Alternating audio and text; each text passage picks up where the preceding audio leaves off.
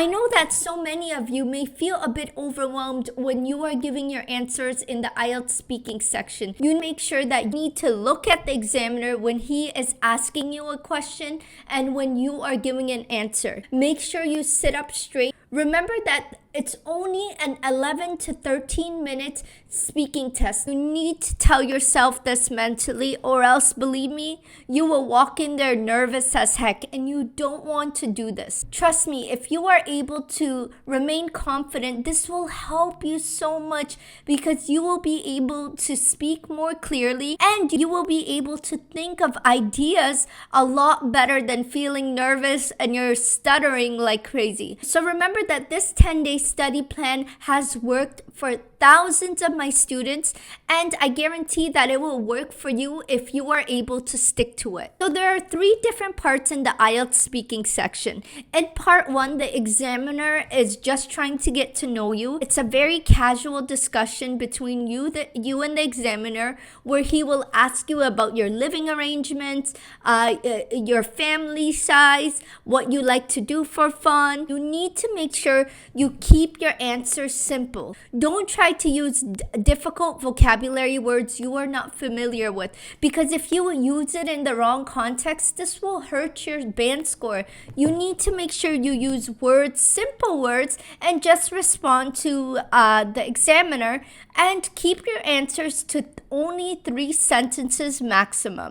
And most of the questions the examiner will ask you is in present simple tense. So if he asks you a question in present simple tense, you need to make sure that you respond in present simple tense, guys. Vocabulary and grammar usage is so important in the IELTS speaking section. For example, if the examiner asks you, what do you do every day? Don't answer with, I'm going to drop off my kids every day to school, then going to work. Instead, you have to say, I go to drop off my kids every day, then I go to work. The second tense you need to pay attention to when you are answering your questions is the present continuous tense. So you may be asked a question like, how long have you been living in India? Don't answer with, I am living in India for over 15 years. You need to make sure you use the right grammar rules, and you need to answer with something like, I have been living in India for over 15 years. Then after that, he will move on to the IELTS speaking part 2 section.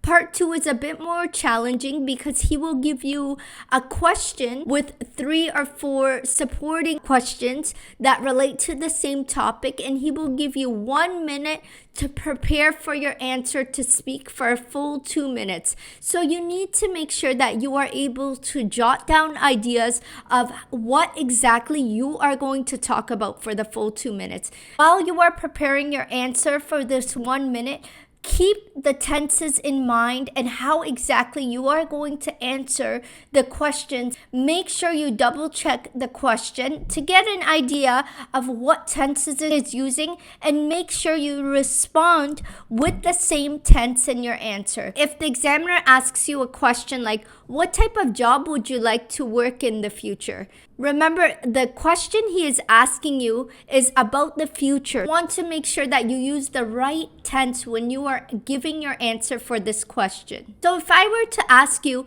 what type of job would you like to work in the future? How exactly would you answer this question? Let me know down in the comments below. And for the IELTS speaking part 2 section, remember to make up answers if you cannot relate to the question the examiner is asking you. Remember, this is not a lie detector test.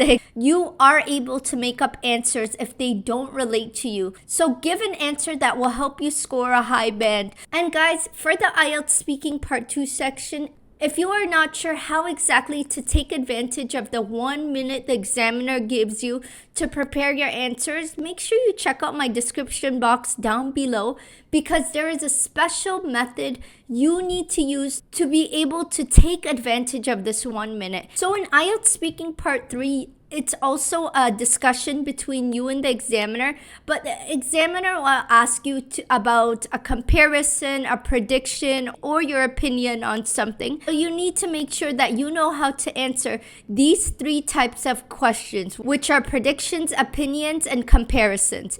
learn vocabulary you could use, like how exactly you could start your answers. For these 3 types of questions, the examiner may ask you what you think about something, what your opinion is on something, or if you could compare something between 2 things. Try to use compound sentences when you are giving your answer, because this will help you score a high band, and you will be able to show off your English speaking skills by giving 2 statements in 1 sentence. So for this 10-day IELTS speaking self-study plan, I highly recommend that you study the 12 tenses and how exactly compound sentences work.